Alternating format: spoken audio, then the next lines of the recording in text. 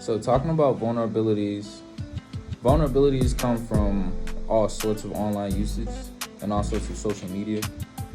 When using social media, you're very vulnerable. When making a profile. When making a profile, you tend to put your personal information inside just to create your profile, allowing some users to know who you are so that they can friend request you or even follow you.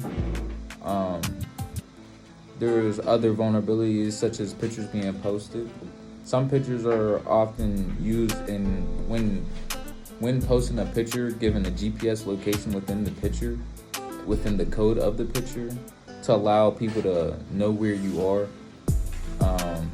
In some posts, there are locations posted, within the post to see and show if you're at an event or any place that you are, that the GPS is able to locate you.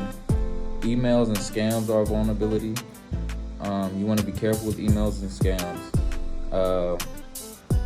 Phones and computers are a vulnerability within themselves, with it being a source of technology that can be hacked.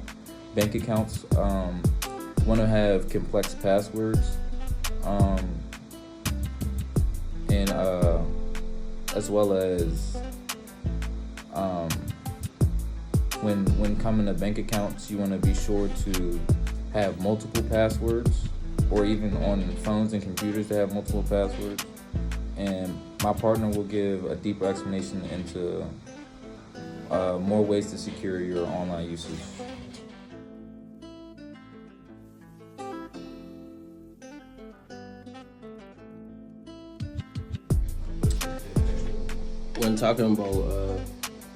When talking about protecting our vulnerabilities online, there's three main tasks, or three main common errors.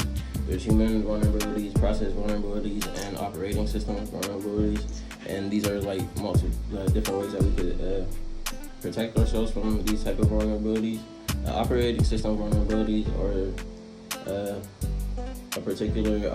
is a vulnerability within a particular operation system that hackers may exploit to gain access within the OS system.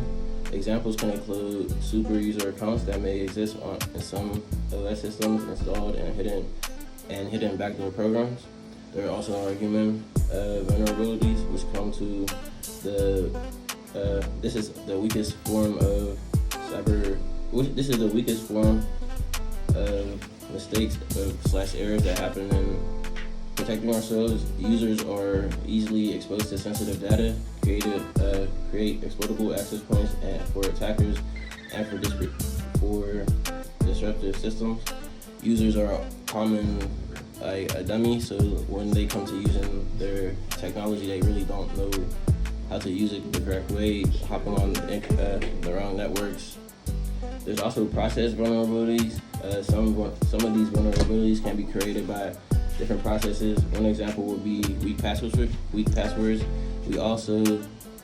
Some of us share the human vulnerabilities along with the process vulnerabilities, because within using the same OS system, we also share the same passwords. So like for one website, we could use one password, but we also continuously bring it to the other website, so that creates a problem and a hole for us when the hackers are actually trying to get our information and access it. So us changing our networks, making sure our passwords are correct and different and strong, are one way that we can prevent ourselves from these vulnerable attacks.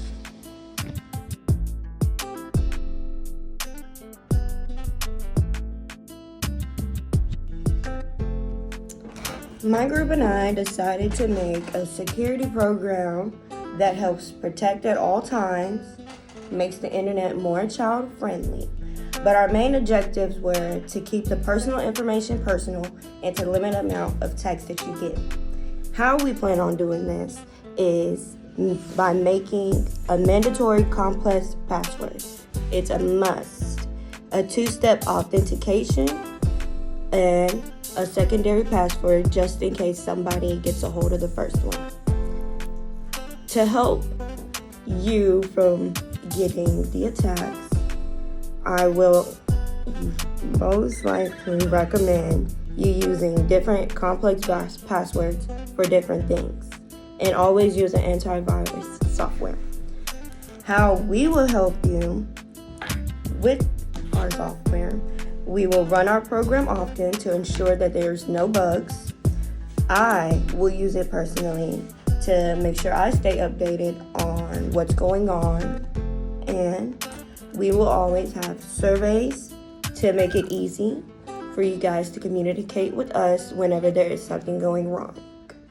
That is what we are going to help you.